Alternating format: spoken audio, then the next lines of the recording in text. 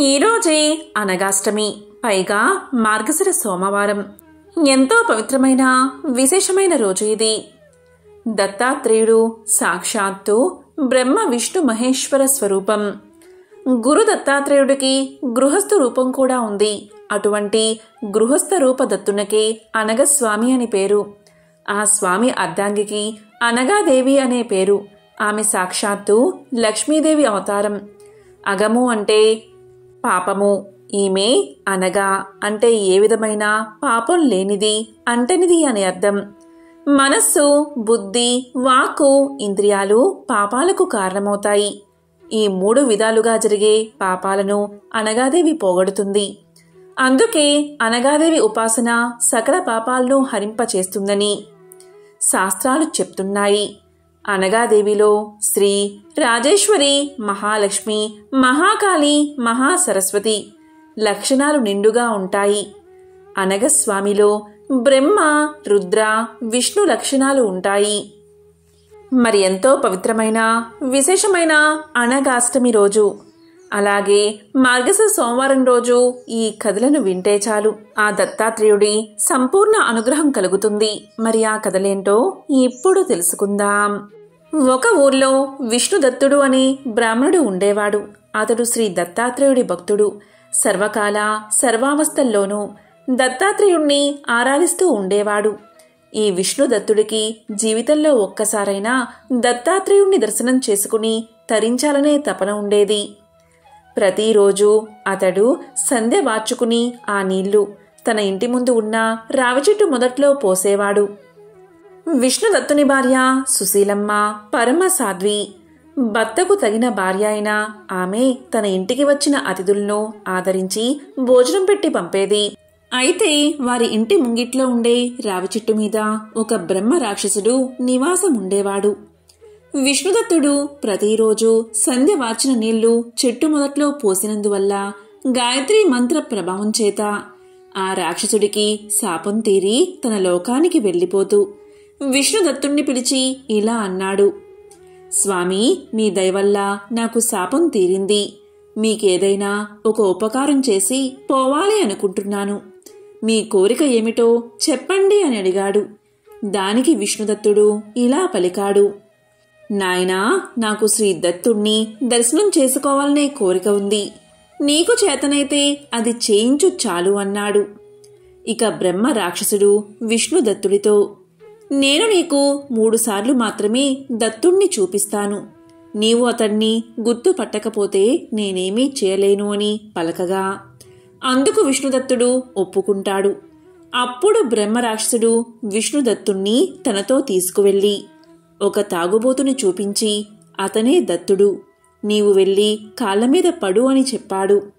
కాని విష్ణుదత్తుడికి ఆ తాగుబోతుని చూస్తే అసహ్యం కలిగి అతని దగ్గరికి పోకుండా తిరిగి ఇంటికి వెళ్ళిపోయాడు.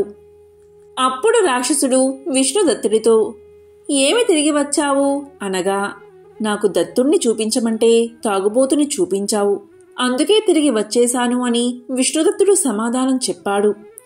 అప్పుడు బ్రహ్మరాక్షసుడు రెండవసారి విష్ణుదత్తుణ్ణి తీసుకువెళ్లి ఒక స్త్రీని తన తొడ మీద కూర్చోబెట్టుకుని ముచ్చటలాడుతున్న ఒక వ్యక్తిని చూపించి, అతడే దత్తుడు, వెళ్ళి అతని పాదాలపై పడి శరణు వేడుకో అన్నాడు. కాని కామానికి వసుడై ఉన్న అతన్ని చూసి అతడే దత్తాత్రేయుడంటే విష్ణుదత్తుడికి నమ్మకం కలగలేదు. మళ్లీ తిరిగి వచ్చేశాడు విష్ణుదత్తుడు. చివరికి బ్రహ్మరాక్షసుడు విష్ణుదత్తుడితో ఇలా అంటాడు: ఇదే నీకు చివరి అవకాశం. దత్తాత్రేయుడు తన భక్తులకు పరీక్షలు పెడుతూ ఉంటాడు. నీవు ఈసారి దత్తుణ్ణి శరణు కోరకుంటే నేనికేమీ చెయ్యలేను, నా లోకానికి వెళ్ళిపోతాను అంటాడు. బ్రహ్మరాక్షసుడు విష్ణుదత్తుడు ఇద్దరూ కలిసి శ్మశానానికి వెళ్తారు. అక్కడ శవాలతో ఉన్న ఒక వ్యక్తిని చూపి బ్రహ్మరాక్షసుడు ఆయనే దత్తప్రభువు అని చెబుతాడు. విష్ణుదత్తుడు వెళ్ళి భక్తితో ఆయన కాళ్లను గట్టిగా పట్టుకుంటాడు. అప్పుడు దత్తాత్రేయ స్వామి విష్ణుదత్తుడికి తన నిజరూప దర్శనం ఇచ్చి, భక్తా, ఏమి కావాలో కోరుకో అని అడుగుతాడు. కాని విష్ణుదత్తుడికి ఏమి కోరాలో తెలియక ఇలా అంటాడు: ప్రభు, నేను ఇప్పుడే ఇంటికి వెళ్ళి నా భార్యను అడిగి వస్తాను అంటాడు. తన భార్య సుశీలమ్మకు దత్తుడి దర్శనం గురించి చెప్పి ఆయన్ని ఏమి కోరుకుందామని అడగగా ఆమె ఇలా చెప్తుంది. స్వామి, మరో 2 రోజుల్లో మీ తండ్రిగారి ఆబ్దికం వస్తుంది కదా, దానికి దత్తస్వామిని భక్తగా రమ్మని పిలవండి అని చెప్తుంది భర్తకి. ఇక విష్ణుదత్తుడు దత్తాత్రేయుడి వద్దకు వచ్చి స్వామికి నమస్కారం చేసి తన భార్య చెప్పినట్లుగా స్వామి, మీరు మా ఇంటికి భక్తగా రావాలి అని కోరతాడు. అందుకు దత్తప్రభువు సరే వస్తాను, నీవు వెళ్ళి ఏర్పాటు చేసుకో అని అభయమిస్తాడు. ఇక విష్ణుదత్తుడు సుశీలమ్మ సాక్షాత్తు ఆ దత్తుడే తమ ఇంటికి భక్తగా వస్తున్నందుకు పరమ సంతోషంతో అవసరమైన ఏర్పాట్లు చేసుకుంటారు. చివరకు ఆబ్దికం రోజు రానే వచ్చింది. మధ్యాహ్నం వేళ దత్త ప్రభువు భక్తగా విష్ణుదత్తుడు ఇంటికి రాగా సుశీలమ్మ విష్ణుదత్తులు ఎంతో ఆనందంతో స్వామికి కాళ్ళు కడిగి ఇంట్లోకి ఆహ్వానిస్తారు.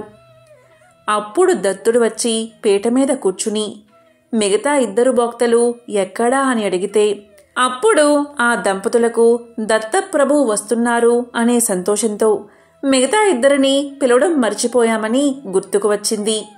ఆ సమయంలో మహాసాధ్వి అయిన సుశీలమ్మ అగ్నిదేవుణ్ణి ప్రార్థించగా ఆయన భక్తగా వచ్చారు. 2వ భక్తగా సూర్యదేవుణ్ణి పిలవగా ఆయన వచ్చారు. ఆబ్దికం శాస్త్రోక్తంగా నిర్వహించారు. భక్తులు 3 దంపతులను దీవించి వెళ్లారు. చివరగా దత్తప్రభువు ఆ దంపతులను ఆశీర్వదిస్తూ మీరు ఇహలోకంలో ధార్మిక జీవనాన్ని గడిపి అంత్యమున వైకుంఠానికి వస్తారని అనుగ్రహిస్తాడు. శ్రీ దత్తాత్రేయ స్వామి అనుగ్రహంతో విష్ణుదత్తుడు సుశీలమ్మ జీవితమంతా ధార్మికంగా గడిపి ఆఖరున విష్ణు సాయుధ్యాన్ని పొందారు. అనగాష్టమి వ్రత మహత్య వర్ణమును శ్రీ వేదవ్యాస మహాముని అనుగ్రహించిన శ్రీ భవిష్య మహాపురాణంలోని ఉత్తర పర్వంలో ఉంది. ఒకసారి దీపకుడు తన గురువుగారికి నమస్కారం చేసి ఇలా అడిగాడు. ఓ గురుదేవా, పూర్వం జంబుడు అనే దైత్యుడు దేవతలను ఓడించాడని, తరువాత శ్రీ దత్త భగవానుడు ఆ దైత్యులను సంహరించి ఇంద్రాది అమరులకు రక్షణ కల్పించాడని విన్నాను. అయితే శ్రీ దత్తుల వారు అతనితో నిజంగా యుద్ధం చేశారా లేక యోగబలంతో జయించారా? నా ఈ సందేహాన్ని నివృత్తి చేసి నాకు జ్ఞానోదయం చెయ్యండి అని దీపకుడు అడగగా గురువుగారు ఈ విధంగా పలికారు. దీపక, మంచి ప్రశ్నే అడిగావు. ఇదే ప్రశ్నను పూర్వం యుధిష్ఠిరుడు అంటే పాండవుల్లో పెద్దవాడైన ధర్మరాజు వాసుదేవుణ్ణి అడగగా అప్పుడు వాసుదేవుడు అంటే శ్రీకృష్ణుడు చెప్పిన దానిని నీకు చెప్తాను, శ్రద్ధగా విను అంటూ ఇలా చెప్పడం ప్రారంభించాడు. దత్త అవతారము. శ్రీకృష్ణుడు యుధిష్ఠిరుడికి ఈ విధంగా చెప్తున్నాడు. బ్రహ్మపుత్రుడైన అత్రి మహా తేజోశాలి, అదేవిధంగా గొప్ప ఋషి. ఆయన పత్ని అయిన అనసూయ గొప్ప పతివ్రత. వారికి కాలాంతరమున దత్తనామము గల మహాత్ముడు పుట్టాడు. ఆయన మహాతపస్సు చేయగల మహాయోగి. ఆయన విష్ణువు యొక్క అంశతో భూమి మీద ఉద్భవించాడు. ఆయనకు ప్రతిగా లోకమున ఎవ్వరూ లేరని తెలుసుకో. ఆయన భార్య పేరే అనగా. ఆవిడ ఎప్పుడూ కూడా పతిని అనుసరిస్తూనే ఉండేది. వారి 8 మంది పుత్రులు సర్వ బ్రహ్మగుణములు కలిగి ఉన్నారు. అనగా విష్ణు రూపమని, లక్ష్మీ రూపము అనగా అని తెలుసుకో. అనగుడు తన భార్యతో కలిసి యోగ విద్యను అభ్యసిస్తూ ఉండేవాడు. జంబాసుర యుద్ధ వృత్తాంతం. ఇలా ఉండగా జంబా అనే దైత్యునిచే దేవతలు పీడించబడ్డం సంభవించింది. బ్రహ్మ వల్ల లభించిన వరప్రసాదంతో జంబుడు అమరావతికి వెళ్లి 100 దివ్య వర్షాలు యుద్ధం చేశాడు. ఈ సంగ్రామంలో పాతాళ లోకంలోని రాక్షసులను కూడా కలిశాడు. అసంఖ్యాకమగు దైత్య దానవ రాక్షస సైన్యంతో యుద్ధం జరుగుతూ ఉంది. వారిచే ఓడించబడిన ఇంద్రుడు మరియు మిగతా దేవతలు తమ స్థానాలు వదిలి 10 దిక్కులకు తరిమివేయబడ్డారు. ముందువైపు ఇంద్రాది దేవతలు భయంతో పలాయనం చేస్తూ ఉండగా వెనుకగా జంబ దైత్యుడు వెంబడిస్తూ ఉన్నాడు. అంటే జంబాసురుడు వెంబడిస్తూ ఉన్నాడు. బాణ సంగాతములతో, గద, ముసల, ముద్గరాది ఆయుధాలతో దైత్యులు పోరాటం చేస్తూ ఉన్నారు. అడవి దున్నలపై, గేదెలపై, పులులపై, కోతులపై మరియు ఇతర జంతువులపై ఎక్కిన రాక్షసులు దేవతలపై బండరాళ్లను, శరములను కురిపిస్తూ వెంబడించారు. అలా దేవతలు వింధ్యగిరిపై అనగా మరియు అనగా దంపతులు నివసిస్తున్న ఆశ్రమానికి చేరుకున్నారు. అంటే దత్తాత్రేయుడు అలాగే ఆయన భార్య అయిన అనగా దంపతులు నివసిస్తున్న ఆశ్రమానికి చేరుకున్నారు దేవతలు. అక్కడకు చేరుకున్న అమరులు అంటే దేవతలు దత్తాత్రేయ స్వామివారిని అనగాదేవిని శరణు కోరుతూ ఇలా పలికారు: ఓ దేవదేవా, జగన్నాథ, శంఖచక్ర గదాధర, పాహి పాహి, ఆపదలో ఉన్న మాకు శరమును ఇవ్వు. జంబ రాక్షసుని చేతిలో మాకు పరాజయం వచ్చింది. మీ చరణ పద్మములు కాక సురులకు అంటే దేవతలకు, భక్తులకు ఇంకేం గతి లేదు. కాబట్టి ఓ దేవదేవా, దేవతలైన మేము మీ ఆశ్రయమునకు వచ్చాము అని పలికారు. వారి బాధను విన్న దత్తాత్రేయ స్వామి తన దేవి అయిన అనగాదేవి వైపు లీలగా చూశాడు. దేవతలకు ధైర్యాన్ని చెప్పాడు. ఇంతలో అక్కడికి రాక్షసులు ప్రహరణం చేస్తూ వచ్చారు. అక్కడ ఉన్న అనగాదేవిని చూసి ఆమె అందానికి పరవశులై మదము నిండిన చిత్తంతో ఈమెకు పువ్వులు పళ్ళు ఇస్తామని ఎత్తుకుపోసాగారు. ఇది గమనించిన దత్తులవారు తన ధ్యానాగ్నిచే వారిని స్తంభింపచేశాడు. అనగాదేవి తన తపోశక్తిచే రాక్షసులను శక్తిహీనులుగా మార్చేసింది. నిస్తేజముతో శక్తి క్షీణించిన రాక్షసులను చూసి దేవతలు వారిపై ప్రహణము చేశారు. కత్తులతో, శూలములతో, త్రిశూలములతో, గదలతో దేవతలు దాడి చేస్తూ ఉండగా ఆ బాధ భరించలేక రాక్షసులు ఏడవడం మొదలుపెట్టారు. అసురులు దేవ శస్త్రములచే మరియు జంబుడు ఇంద్రునిచే సంహరించబడ్డారు. అటు తర్వాత దేవతలు తమ స్వరాజ్యములకు చేరుకున్నారు. అందరూ తమ నిజపురాలకు చేరుకున్నారు. ఈ మహిమను రాక్షసులు, మునులు, దేవర్షులు కొనియాడారు. కార్తవీర్యార్జున కథ. శ్రీకృష్ణుడు తన సంభాషణను కొనసాగిస్తూ ఈ విధంగా పలికాడు: ఆ దత్తులవారు తన కర్మల చేత, మనస్సు చేత, వాక్కు చేత సర్వలోకములకు శుభాలు కలిగిస్తూ ఉన్నాడు.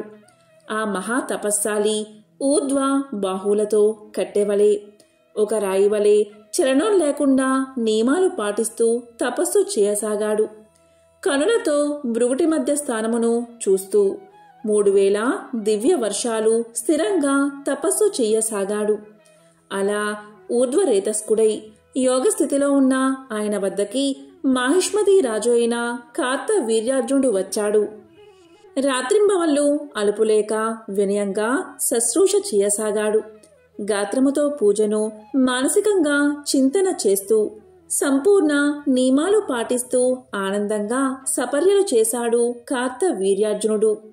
అందుకు సంతోషించిన దత్తుల వారు అతనికి వరములు కోరుకోమని అడగగా కార్తవీర్యార్జునుడు 4 వరాలు కోరాడు. మొదటి వరంగా సహస్ర బాహువులను, రెండవ వరంగా అధర్మ మార్గమున వెళ్లకుండా ధర్మం వైపు ఉండుటకు సరైన మార్గదర్శనమును, మూడవ వరంగా పృథ్విని మొత్తం ధర్మ మార్గమున గెలిచి ధర్మంగా ఏలడాన్ని, నాల్గవ వరంగా సంగ్రామమున మహాయోధుని చేతిలో మాత్రమే వీరమరణం పొందేటట్లు వరాలు కోరుకున్నాడు కార్తవీర్యార్జునుడు. అందుకు దత్తులవారు ఆనందంగా వరాలు ఇచ్చి విస్తారమైన రాజ్యాన్ని, అద్వితీయమగు యోగ విద్యను ప్రసాదించాడు. ఆ తరువాత కార్తవీర్యార్జునుడు చక్రవర్తిత్వమును, అష్టసిద్ధులను పొంది 7 ద్వీపములు, పర్వతములు కలిగిన పృథ్వీ మొత్తాన్ని తన సహస్ర బాహువుల ప్రభావంతో ధర్మంగా జయించాడు. అన్ని ద్వీపాలలో 10,000 యజ్ఞాలు చేస్తూ ఆ మహాబాహువు అందరికీ ఘనముగా దక్షిణలు, బహుమతులు ఇచ్చాడు. అన్ని యజ్ఞ వేదికలను స్వర్ణ స్తంభములతో శోభాయమానంగా అలంకరింపచేశాడు. గంధర్వులు మరియు అప్సరసల నిత్యగాన నాట్యాలతో యజ్ఞవాటికలు శోభిల్లాయి. కార్తవీర్యార్జుడి చరితమును, మహిమను చూసి అతనుకు మించి లోకమున వేరొకరు లేరని అనిపించింది. యజ్ఞాలు, దానాలు, తపాల చేత విక్రముడి వలె ప్రశంసించబడేవాడు. తన ఖడ్గముతో, శరములతో, తన యోగ శక్తిచే 7 ద్వీపాలు తిరుగుతూ ఉండేవాడు. ఈ రాజు వల్ల రాజ్యంలో ద్రవ్య నష్టం, శోకం, అనారోగ్యాలు లేక ప్రజలు ధర్మం వల్ల రక్షించబడుతూ ఉండేవారు. 85,000 సంవత్సరాలు పాలిస్తూ ఆ నరాధిపుడు అంటే కార్తవీర్యార్జునుడు చక్రవర్తి వలె పశువులను, క్షేత్రాలను పాలిస్తూ ఉండేవాడు. ఆ అర్జునుడి యోగశక్తి వల్ల పర్జనుడు వృష్టిని ఇచ్చాడు అంటే వానలు కురిసేవి. తన సహస్ర బాహువులతో సముద్రాలను శోషింపచేసే 1000 సూర్యుల వలె ప్రకాశించేవాడు. కర్కోటకుడు ఉన్న పురాన్ని జయించాడు. క్రీడా విలాసమున నర్మదా నదిలో ఎదురీత చేస్తూ నదిని అడ్డగించాడు. అతని దాటికి జలము పీడనానికి గురై అందమైన స్త్రీవలే దూరంగా జరిగింది అంటే వెనుకకు ప్రవహించింది. తన సహస్ర బాహువుల తాడనము వలన సాగరము అల్లకల్లోలమై మహాతిమింగలములు మృతి చెందాయి. పాతాళమున గల అసురులు నిశ్చేష్టులయ్యారు. రావణుణ్ణి వశపరుచుకుని మాహిష్మతిలో బంధించాడు. తరువాత పులస్త్య ఋషి అభ్యర్థనను గౌరవించి రావణాసురుణ్ణి విడిచాడు. కాని విడుదల అయిన రావణుడు అవమాన భారంతో పులస్త్యుణ్ణి నిందించాడు. ఒకసారి ఆకలి వల్ల భిక్షకు వచ్చిన చిత్రబాణునికి అంటే అగ్నిదేవునికి సప్తద్వీపాల్లోని పంటలను, లతలను, వృక్షాలను భిక్షగా ఇచ్చాడు. ఇటువంటి గుణాలు కార్తవీర్యార్జునుడికి కేవలం యోగాచార్యుడైన అనగదేవుని కృప వలన అంటే దత్తాత్రేయుడి కృప వలన కలిగాయి. అలాంటి యోగి వరము లభించిన కార్తవీర్యుడి వలన మధ్యలోకమున అనగాష్టమి వ్రతం ప్రసిద్ధి చెందింది. అగము అనగా పాపం.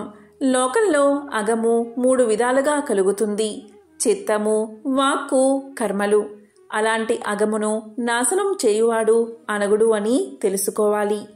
అనగుని విధి విధాన అర్చిస్తే 8 గుణాలు, 8 ఐశ్వర్యాలు కలుగుతాయి.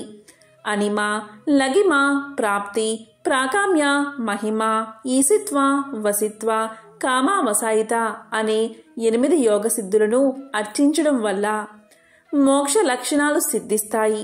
కాబట్టి భక్తితో దత్తనామమును స్వీకరించిన అగములు అంతమగును. జగత్తును అగరహితంగా చేయు అనగుడు అంటే దత్తులవారు నా అంశే అని తెలుసుకోవని శ్రీకృష్ణుడు పాండవుల్లో పెద్దవాడైన ధర్మరాజుకు తెలియచేశాడు. అనగాష్టమి వ్రత విధానం. ఇది విన్న యుధిష్ఠిరుడు ఇలా పలికాడు: ఓ పుండరీకాక్ష, వాసుదేవ, జగన్నాథ, శ్రీకృష్ణ, ఆ కార్తవీర్యార్జునుడు చేసిన వ్రతమేమిటో, వాటి మంత్రాలు, సమయాలు, ఏ కాలంలో ఏ తిథుల్లో చెయ్యాలో నాకు చెప్పు కేశవా అని కోరాడు. అందుకు శ్రీకృష్ణుడు ఈ విధంగా చెప్పసాగాడు: మార్గశీర్ష మాసంలో కృష్ణపక్షంలో వచ్చే అష్టమి తిథియందు బహుపుత్రులతో కలిసి ఉన్న అనగా మరియు అనగా దంపతులను ముందుగా శుద్ధి చేసి భూమి భాగమునందు అష్టపత్రాలయందు కలశంలో కాని, పద్మంలో కాని లేక దర్భలయందు గాని స్థాపించి పూజించాలి. ముందుగా స్నానం చేసి పుష్పాలు మరియు సుగంధాలతో విష్ణువును ధ్యానించి ఋగ్వేదంలోని రుక్కులతో అర్చించాలి. వాసుదేవుని అంశ అయిన అనగుణ్ణి, లక్ష్మీ అంశ అయిన అనగాని, హరివంశంలో చెప్పబడిన ప్రద్యుమ్నాదులను వారి పుత్రవర్గమని భావించి అర్చించాలి. ముందుగా శూద్రులకు, విప్రులకు నమస్కారం చేసి ఆ కాలంలో లభించే మంచి ఫలాలను, కందములను, సింగడులు, రేగులు మొదలైన వివిధ నైవేద్యాలను గంధ ధూప దీపాదులతో సమర్పించాలి. అటు తర్వాత బ్రాహ్మణులతో, సంబంధీకులతో మరియు బంధువులతో భోజనం చేయాలి. వ్రతం చివరలో కనీసం ఏ ఒక్కరినైనా ఈ వ్రతం చేయడానికి ప్రేరేపించాలి.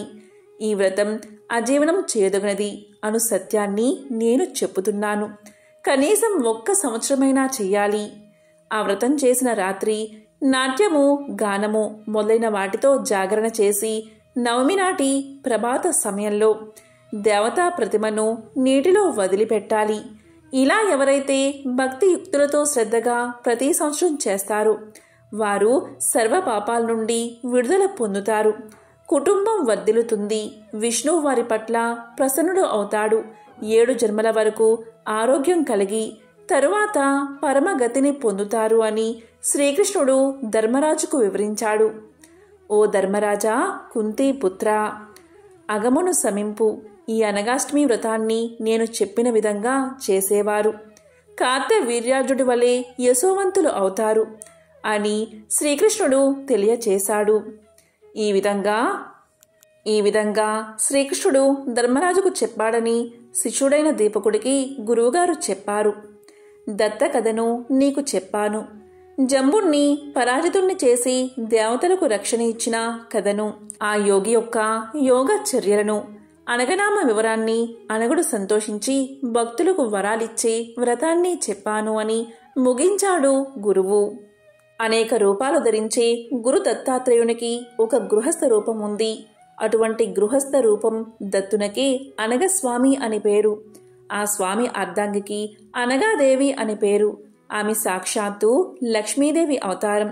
అనగాదేవిలో శ్రీ రాజరాజేశ్వరి, మహాలక్ష్మి, మహాకాళి, మహాసరస్వతి లక్షణాలు నిండుగా ఉన్నాయి. అనగస్వామిలో బ్రహ్మ, రుద్ర, విష్ణు లక్షణాలు ఉన్నాయి. అనగుడు విష్ణు స్వరూపుడు, అనగాదేవి లక్ష్మీ స్వరూపం. ఈ దంపతులిద్దరూ నిత్యము తపోమయమైన జీవనం గడుపుతూ భక్తులకు తత్వజ్ఞానాన్ని అనుగ్రహించే అతి ప్రాచీన ఆది దంపతులు. ఎవరైతే ఈరోజు అనగాష్టమి వ్రతాన్ని చేస్తారో అటువంటి వారికి 3 రకాల పాపాలు తొలగిపోతాయి. వాటినే అనగములు అంటారు. కాబట్టే ఈ వ్రతాన్ని అనగాష్టమి వ్రతం అంటారు. ఇది పురాణ ప్రసిద్ధమైన వ్రతం. ప్రతి సంవత్సరం మార్గశిర మాస బహుళ అష్టమి ఈ అనగాష్టమి వ్రతానికి అత్యంత ముఖ్యమైన రోజు. సాధారణ మాసాల్లో బహుళ అష్టమి, గురు శుక్రవారాల్లో కూడా ఈ వ్రతాన్ని ఆచరించవచ్చు. డిసెంబర్ 27వ తేదీ సోమవారం నాడు అనగాష్టమి వ్రతం చేసుకోవాలి. అలాగే ప్రతి నెల కృష్ణపక్ష బహుళ అష్టమి రోజు కూడా చేసుకోవచ్చు. ఈ వ్రతం ప్రతి సంవత్సరం చేసుకునే వారికి 3 రకాల పాపాలు తొలగి పుణ్యం లభిస్తుందని శాస్త్రవచనం. ఒకసారి పరమేశ్వరుడు కైలాస పర్వతం మీద కూర్చుని ఉండగా పార్వతీదేవి శివుడి వద్దకు వెళ్తూ తన దృష్టిని భూలోకంపై సారించింది. తాను అలా భూమిపైకి చూసేసరికి కొంతమంది వివాహిత స్త్రీలు ఒకరితో ఒకరు ఇలా మాట్లాడుకుంటున్నారు. అవి ఏంటి అంటే, స్త్రీలు ఏ రోజు గాజులను ధరిస్తే భర్త ఆయుష్ తగ్గిపోతుంది, స్త్రీకి తెలియకుండా ఏ అంగాన్ని తాకితే వారికి అదృష్టం వరిస్తుంది, ఇలా వారు చర్చించుకుంటూ ఉన్నారు. ఇక పార్వతీదేవి వారి మాటలు విని పరమేశ్వరుని చేరుకుని ఇలా పలుకుతుంది. ప్రభు, నేను భూలోకంలో అలా చూసేసరికి కొందరు స్త్రీలు ఇలా చర్చించుకుంటున్నారు. వారి చర్చ విని నా మనసు కలత చెందింది. కాబట్టి దయచేసి నా మనసులో ఉన్న ఈ 2 ప్రశ్నలకు కూడా మీరే సమాధానం చెప్పండి, నన్ను సంతృప్తి పరచండి అని కోరుకుంది. అలా పలకగానే పరమేశ్వరుడు పార్వతీదేవిని ఆ ప్రశ్నలు చెప్పమని అడిగాడు. అప్పుడు పార్వతీదేవి ఇలా చెబుతుంది. నా మొదటి ప్రశ్న ఏంటి అంటే, స్త్రీ యొక్క ఏ ప్రదేశాన్ని తాకడం వల్ల రాత్రికి రాత్రే ఆ వ్యక్తి తన రాతను మార్చుకోవచ్చు. అలాగే రెండవ ప్రశ్న ఏంటి అంటే, ఏ రోజున స్త్రీలు గాజులు ధరిస్తే భర్త ఆయుష్ తగ్గుతుంది అని అడగ్గా పరమేశ్వరుడు ఇలా చెప్పడం ప్రారంభించాడు. పార్వతి, చూడు, నీవు అడిగిన 2 ప్రశ్నలకి కూడా నేను ఒక చిన్న కథ ద్వారా సమాధానం తెలియచేస్తాను. కాబట్టి శ్రద్ధగా విను అంటూ ఇలా చెప్పడం ప్రారంభించాడు. ఒక నగరంలో ఒక ధనవంతుడు నివసిస్తూ ఉండేవాడు. అతను చాలా ధనవంతుడు. తన దగ్గర ఇల్లు, వాహనాలు, ధనం, ధాన్యం దేనికి కూడా ఎటువంటి కొదవాలేదు. ఆ ధనవంతుడికి 3 కొడుకులు ఉన్నారు. కొడుకులు 3కి వివాహం జరిగింది. కోడళ్ళు 3 కూడా అత్త మామలను తమ కన్న తల్లిదండ్రుల్లాగా చూసుకునేవారు. భర్తలను ఎంతో ప్రేమతో అన్యోన్యంగా చూసుకునేవారు. వారికి సేవలు చేస్తూ ఉండేవారు. అందువల్ల ఆ ఇల్లంతా కూడా చాలా సంతోషకరమైన వాతావరణంలో ఉండేది. కానీ ఆ ధనవంతుడు పెద్ద కుమారుడు మాత్రం దుష్ట స్వభావం కలిగినవాడు. అతను ఎప్పుడూ కూడా తల్లిదండ్రులతో గొడవ పడుతూనే ఉండేవాడు. అందువల్ల ఆ ధనవంతుడు తన ఆస్తిని తన పెద్ద కొడుక్కి మాత్రం ఇవ్వలేదు. మిగిలిన 2కి 3 కోడళ్లకు తన ఆస్తిని సమానంగా పంచిపెట్టాడు. కానీ ఆ ధనవంతుడు మాత్రం ఎప్పుడూ కూడా తనకు కూతురు లేదు అని బాధపడుతూ ఉండేవాడు. ఆ ధనవంతుడు ఎప్పుడు గుడికి వెళ్ళినా కూడా నాకు కూతురు ఉంటే బాగుండు, నాకు అన్నీ ఇచ్చావు, కానీ కూతుర్ని మాత్రం ప్రసాదించలేదు అని దేవుడికి మొరపెట్టుకునేవాడు. నాకే గనుక ఒక కూతురు ఉంటే నా మనసులో ఉన్నదంతా నా కూతురుతో చెప్పుకునేవాడిని, ఆమెను ప్రేమగా చూసుకునేవాడిని అని ఎప్పుడూ కూడా భగవంతుడి దగ్గర చెప్పుకుని బాధపడేవాడు. ఒకసారి అతడు రాధాదేవి గుడి దర్శనానికి వెళ్ళాడు. ఆ ఇంటికి సమీపంలో ఉన్న రాధాదేవి గుడి దర్శనానికి ప్రతిరోజు కూడా వెళ్తూ ఉండేవాడు ధనవంతుడు. ఒకసారి అలా వెళ్ళినప్పుడు ఒక సాధువు అక్కడికి వచ్చాడు. అప్పుడు ఆ సాధువు ధనవంతుడిని చూసి ఇలా పలుకుతాడు, చూడు నాయనా, నీ ముఖంలో ఎందుకు విచారం కనిపిస్తుంది అని అడుగుతాడు. అప్పుడు ధనవంతుడు ఇలా సమాధానం చెప్తాడు, స్వామి, నాకు జీవితంలో దేనికి ఎటువంటి లోటు లేదు, కానీ నాకు కూతురు లేదు, అందుకే నా విచారం అని చెప్పగా సాధువు ఇలా పలికాడు, నీవు జీవితంలో ఏదైతే లేదు అనుకుంటున్నావో ఆ స్థానంలో నీవు భగవంతుణ్ణి ఊహించుకో, ఆ స్థానంలో భగవంతుణ్ణి ఉంచి చూడు, అప్పుడు నీ జీవితం ఎంత సుఖమయం అవుతుందో, నీ మనసు ఎంత తేలిక అవుతుందో నీవే చూడు అని చెప్పాడు. అప్పుడు ఆ ధనవంతుడు ఇలా పలుకుతాడు, స్వామి, మరి దానికోసం నేనేం చెయ్యాలి అని అడుగుతాడు.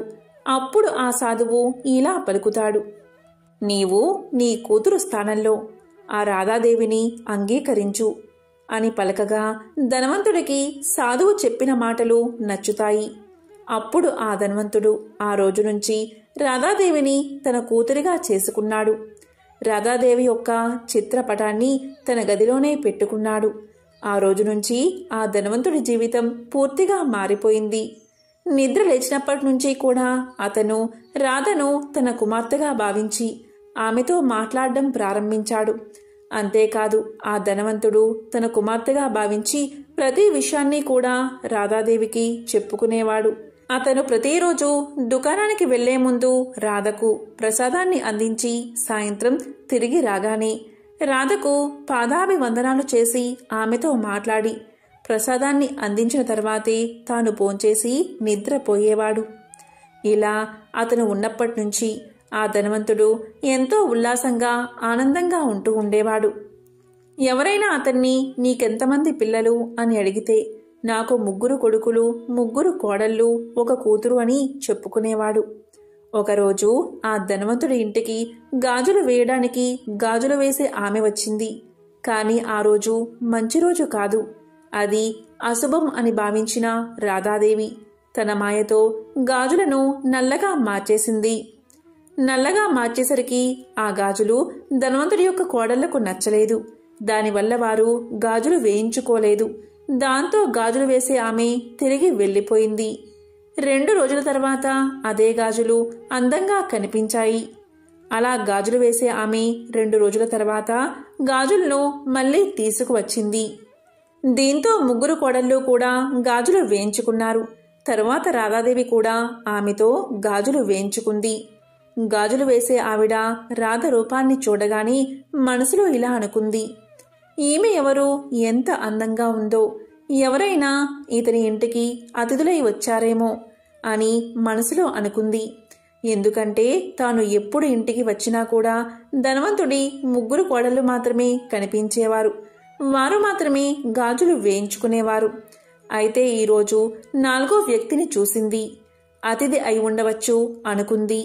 గాజులు వేసే అమ్మాయి గాజులన్నీ వేసిన తర్వాత యథావిధిగా డబ్బులు తీసుకోవడానికి ధనవంతుడి యొక్క దుకాణానికి చేరుకుంది.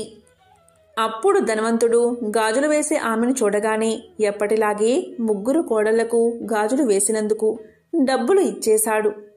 మీరు 3కి వేసినందుకు మాత్రమే డబ్బులు ఇచ్చారు, కానీ నేను 4కి గాజులు వేశాను అని చెప్పింది ఆమె. దానికి ధనవంతుడు ఇలా పలికాడు, నా ఇంట్లో 3 కోడళ్ళు మాత్రమే ఉన్నారు, 4వ వ్యక్తి ఎవరూ లేరు. నీవు ఎవరికి గాజులు వేశావు అని పలుకుతాడు. దానికి ఆమె, నేను 4కి గాజులు వేశాను అని చెప్పింది. ఆ మాటలు విన్న ధనవంతుడు ఇలా పలుకుతాడు, సరే, నీవు 3కి గాజులు వేసినందుకు డబ్బులు తీసుకుని వెళ్ళు, నేను ఇంటికి వెళ్ళి ఆ 4వ వ్యక్తి ఎవరో కనుక్కుని తరువాత నేను నీకు ఆ గాజులకు డబ్బులు ఇస్తాను అని చెప్పగా ఆమె ఇంటికి వెళ్ళిపోతుంది. సాయంత్రం ధనవంతుడు ఇక దుకాణాన్ని మూసేసి ఇంటికి వెళ్ళి గాజులు వేసే ఆమె గురించి అడిగాడు. అప్పుడు కోడళ్ళు మేము ముగ్గురు మాత్రమే గాజులు వేయించుకున్నాము అని సమాధానం చెప్పారు. ధనవంతుడికి ఏమీ అర్థం కాక చాలాసేపు ఆలోచించాడు. 4వ వారు ఎవరూ కనిపించలేదు. కానీ అక్కడ గాజులు వేసే ఆమె ఈ విషయాన్ని అంగీకరించడానికి సిద్ధంగా లేదు కదా. నలుగురికి గాజులు వేశానని చాలా ఖచ్చితంగా చెప్తుంది అని అనుకుంటూ ఆలోచిస్తూ చాలాసేపు ఆలోచించి కొంతసేపు తర్వాత ధనవంతుడు ఈ విషయం మర్చిపోయి తన పనిలో తాను నిమగ్నమైపోయాడు. ప్రతిరోజులాగే రాధకు ప్రసాదాన్ని పెట్టి తర్వాత తాను భోంచేసి నిద్రపోయాడు. ఇలా ధనవంతుడు నిద్రలోకి జారుకోగానే రాధాదేవి అతని కల్లో కనిపించింది. రాధను చూడగానే ధనవంతుడి కళ్ళల్లో నీళ్లు తిరిగాయి. అప్పుడు రాధవైపు చూసి ఎందుకు విచారంగా ఉన్నావు అని అడిగాడు. అప్పుడు రాధాదేవి ఇలా చెప్తుంది, నాన్నగారు, ఈరోజు నేను చాలా బాధగా ఉన్నాను. ఇది మా నాన్నగారి ఇల్లు అని తెలిసి నేను గాజులు వేయించుకున్నాను. కానీ నానా, నీవు నా గాజులకు విలకట్టలేదు. నీవు నన్ను నీ కూతురుగా చేసుకున్నావు కానీ నన్ను నీవు గుర్తుపట్టలేదు. నీవు నన్ను మర్చిపోయావు, అందుకే నేను బాధగా ఉన్నాను అని చెప్తుంది. అది విన్న వెంటనే ధనవంతుడు ఆ కల్లోనే ఏడ్చేశాడు. అమ్మా, దయచేసి నన్ను క్షమించు, నేను పెద్ద తప్పు చేశాను అని నిద్ర నుంచి మేల్కొన్నాడు. అతని కళ్ళ నుంచి నీళ్లు కారుతూనే ఉన్నాయి. వెంటనే పెట్టెల నుంచి డబ్బులు తీశాడు. గాజులు వేసే ఆమె ఇంటికి వెళ్లి వాళ్ళ తలుపులు తట్టాడు. గాజులు వేసే ఆమె తలుపులు తీసి ధనవంతుణ్ణి ఇంట్లోకి రమ్మని పిలిచింది. ఇంట్లోకి వెళ్ళగానే ధనవంతుడు జరిగిందంతా ఆ గాజులు వేసే ఆమెకు చెప్పాడు.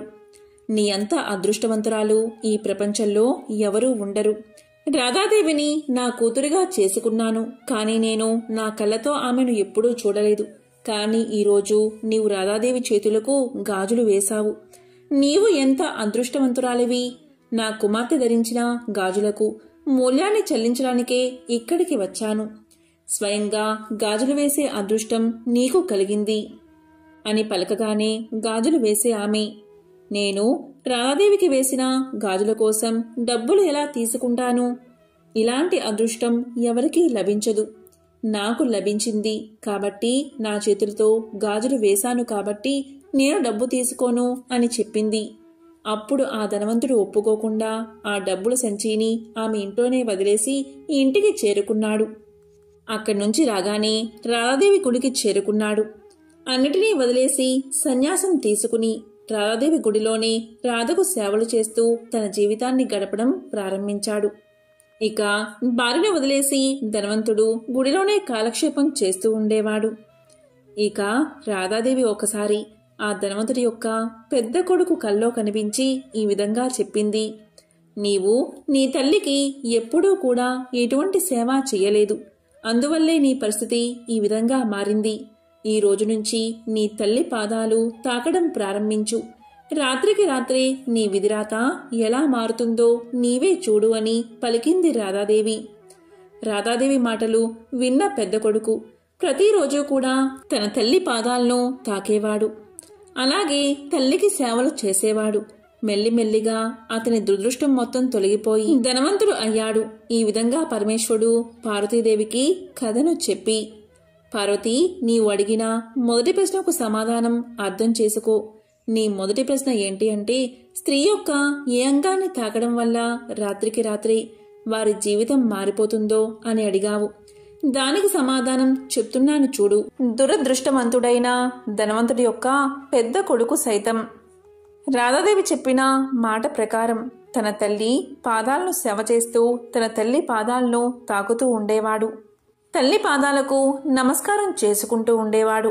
ఇలా చేయడం వల్ల వాడి భాగ్యం మారిపోయింది. దురదృష్టవంతుడి నుంచి అదృష్టవంతుడు అయ్యాడు. వాడి దోషాలన్నీ తొలగిపోయాయి. ఇదే నీవు అడిగిన మొదటి ప్రశ్న యొక్క సమాధానం. అంటే ఎప్పుడూ కూడా తల్లి పాదాలను తాకి తల్లికి సేవ చేస్తూ ఉండాలని. ఇక రెండవ ప్రశ్న, దానికి సమాధానం ఏంటి అంటే, స్త్రీ ఏ రోజున గాజులు వేసుకుంటే తన భర్త ఆయుష్ తగ్గుతుంది అని. దీనికి సమాధానం ఏంటి అంటే, గాజులు వేసే ఆమె ధనవంతుడి యొక్క 3 కోడళ్లకు గాజులు వేయడానికి వచ్చినప్పుడు ఆమె మంగళవారం రోజు వచ్చింది. అందువల్లే రాధాదేవి తన మాయాజాలంతో గాజులను నల్లగా మార్చేసింది. అందువల్లే ఆ ధనవంతుడి కోడళ్ళు ఆ గాజులను ఇష్టపడలేదు. ఇక 2 రోజుల తర్వాత మళ్లీ గాజులు వేసే ఆమె వచ్చినప్పుడు, అంటే శుక్రవారం రోజు ఆ గాజులు మరింత అందంగా మారిపోయాయి. ఆ ధనవంతుడి యొక్క 3 కోడళ్ళు అలాగే రాధాదేవి నలుగురు కలిపి కూడా గాజులు వేయించుకున్నారు. వివాహమైన ప్రతి స్త్రీ కూడా గాజులు ధరించే ముందు కొన్ని విషయాల్లో ప్రత్యేక శ్రద్ధ వహించాలి. అది ఏంటి అంటే, వివాహమైన ప్రతి స్త్రీ కూడా గాజులను తప్పకుండా ధరించాలి. రెండవది, గాజులను ఎప్పుడూ కూడా ఉదయం లేదా సాయంత్ర సమయంలోనే ధరించాలి. మూడో విషయం ఏంటి అంటే, గాజులను ఎప్పుడూ కూడా శుక్రవారం లేదా ఆదివారం మాత్రమే ధరించాలి. ఈ రోజు ధరిస్తే భర్త ఆయుష్ పెరుగుతుంది. ఇక నాలుగో విషయం ఏంటి అంటే, మంగళవారం కానీ శనివారం కానీ గాజులను కొనకూడదు, అలాగే ధరించకూడదు.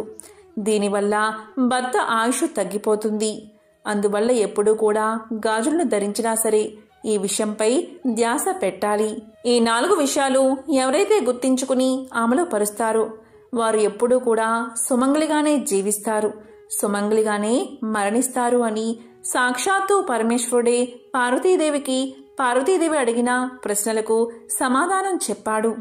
పూర్వం భీష్మ పితామహుడు అంపశయ్యపై ఉండగా ధర్మరాజు అతని చెంత చేరి అనేక ప్రశ్నలు అడిగి తన ధర్మ సందేహాలను తీర్చుకునేవాడు.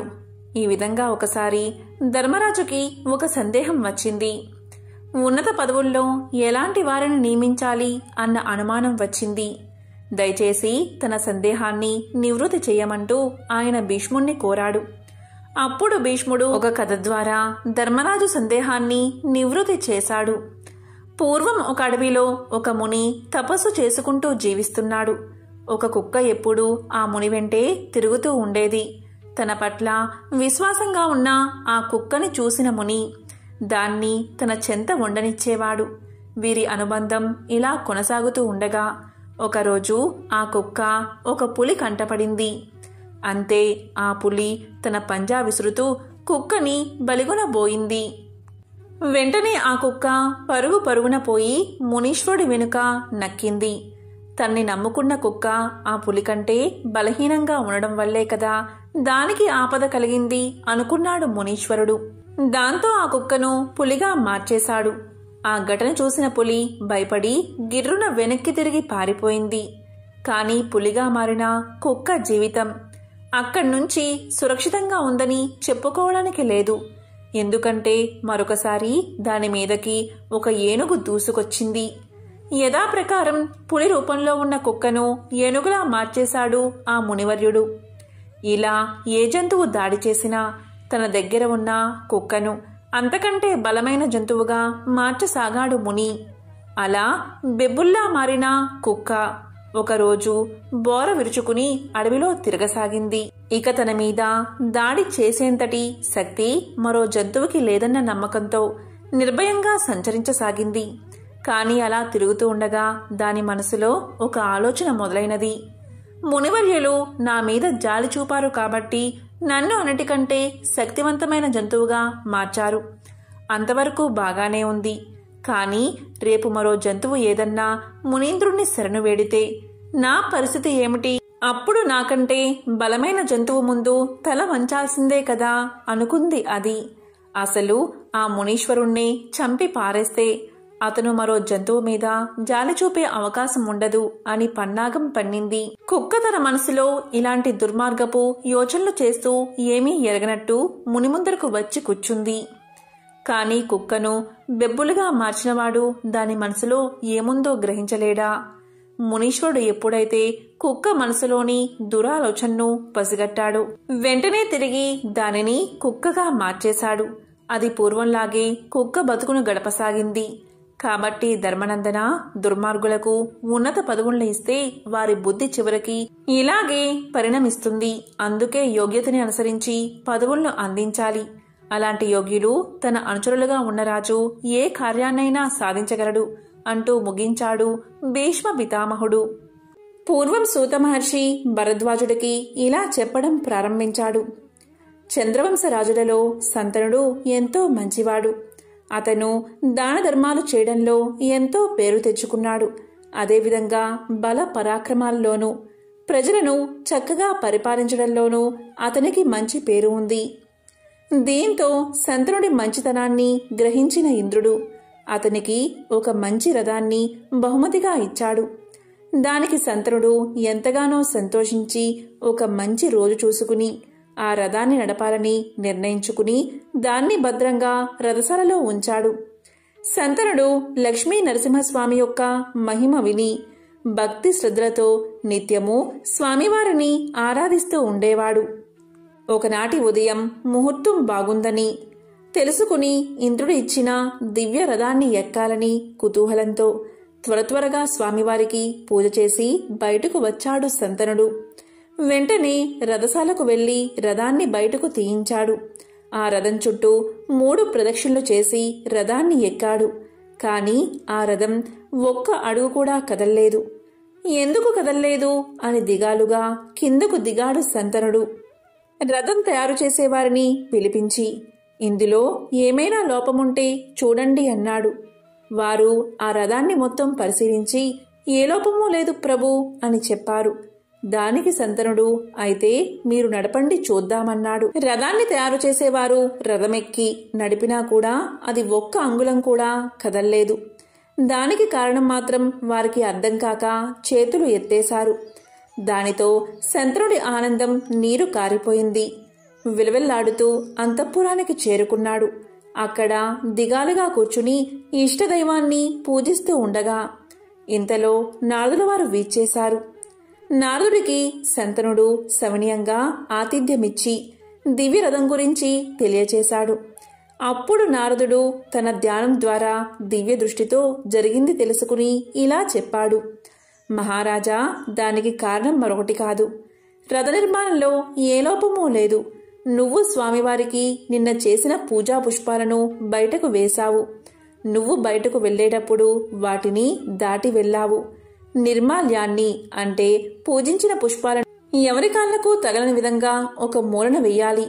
వాటిని దాటడం వల్ల వచ్చిన దోషమే నీ రథం యొక్క గమనాన్ని ఆపింది. అంతేకాని మరొకటేదీ లేదు. నీకు రథమిచ్చిన ఇంద్రుడికి కొడుకు కూడా ఇలాంటి ఆటంకమే కలిగింది.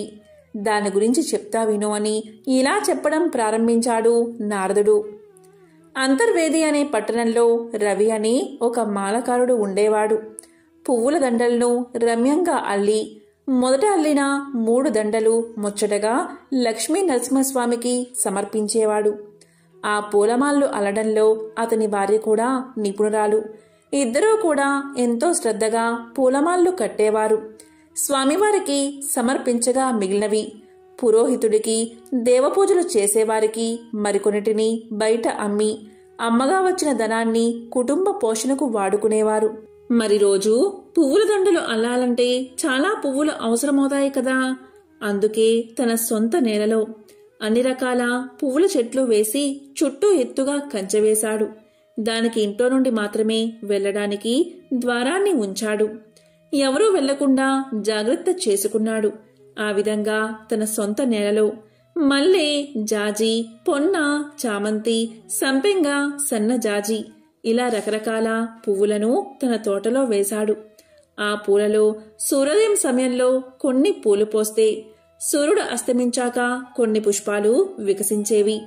ఆ పూల మొక్కలకి ఎప్పటికప్పుడు నీరు పెడుతూ చెట్లు బాగా పూలు పూసేలా శ్రద్ధ చేసుకునేవాడు. ఇలా ఉండగా ఒకరోజు వేకువజామునే లేచి స్నానాదులు ముగించుకుని పూల బుట్టలు తీసుకుని తోటలోకి వెళ్లాడు రవి. తీరా అక్కడికి వెళ్లి చూస్తే అతను ఎంతో ఆశ్చర్యపోయాడు. తోటలో ఒక్క పువ్వు కూడా పూయలేదు. నిన్న రాత్రి అన్ని మొగ్గలు ఉన్నా ఉదయానికి ఒక్క పువ్వు కూడా లేకపోవడం చూసి జరిగింది భార్యకు చెప్పాడు. తోటలోకి వెళ్లడానికి ఒక్క ద్వారం మాత్రమే ఉంది. ఆ ద్వారం గుండా నాకు తెలియకుండా రావడం అసాధ్యమని, ఈ పువ్వులన్నిటినీ ఎవరో కోసారు అని భార్యతో సంభాషించి బాగా తెల్లవారాక అక్కడ ఇక్కడ ఉన్న గుప్పెడు పువ్వులు తెచ్చి ఇంట్లో ఉన్న నరసింహస్వామి వారి విగ్రహాన్ని పూజించి ఆ పుష్పాలు ఎవరు పోసారో మీరే సెలవివ్వాలి స్వామి అని నమస్కారం చేసుకుని నిద్రపోయాడు రవి. అతనికి గాఢ నిద్ర పట్టింది. కలలో స్వామి కనిపించి, రవి, విచారించకు. ఈరోజు నన్ను పూజించిన పువ్వులను అంటే నిర్మాల్యాన్ని తీసుకుని తోటకు అవతల వైపు వేసిరా.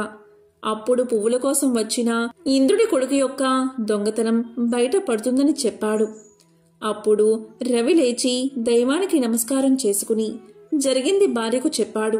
వెంటనే అతను పూజా గృహంలోకి వెళ్లి నిర్మాల్యం అంటే పూజించిన పుష్పాలను తోట గోడ పక్కన చల్లివచ్చాడు. అంతలో దివ్యరథం గంటల చప్పుడుతో వచ్చింది.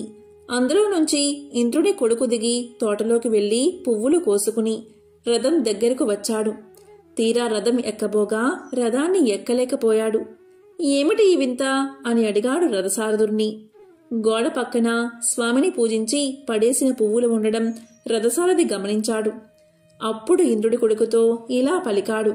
అక్కడ స్వామిని పూజించిన పువ్వులు గోడ పక్కనే పడి ఉన్నాయి. వాటిని నువ్వు గ్రహించగా వాటిని దాటి ఇలా వచ్చావు. నిర్మాల్యాన్ని దాటినందువల్ల ఇది జరిగింది. ఈ దోషం పోవాలంటే నువ్వు తిన్నగా కురుక్షేత్రానికి చేరుకో. అక్కడ మునులు యజ్ఞం చేస్తూ ఉంటారు. చూడ్డానికి ఆ యజ్ఞాన్ని చూడ్డానికి చాలామంది జనం వస్తూ పోతూ ఉంటారు. ఆ జనం అక్కడ భోజనం చేసి తినగా వదిలేసిన ఎంగిలాకులు తీసి అవతల పారేస్తూ ఆ ప్రదేశాన్ని నీటితో శుద్ధి చేస్తూ ఉండు. ఇలా 15 సంవత్సరాలు చేస్తే నిర్మాల్యాన్ని దాటినందువల్ల కలిగిన పాపం పోతుంది అని చెప్పి రథసారథి అప్సరసలను రథంపై ఎక్కించుకుని స్వర్గానికి వెళ్లిపోయాడు. అంతట ఇంద్రుడి కొడుకు కురుక్షేత్రానికి వెళ్లి సామాన్య మానవుడిగా వెళ్లి 15 సంవత్సరాలు ఆ విధంగా ఎంగిల ఆకులు తీసి కాలక్షేపం చేస్తూ ఉన్నాడు. తరువాత పాప విముక్తుడై తిరిగి మళ్లీ అమరావతి స్వర్గానికి చేరుకున్నాడు.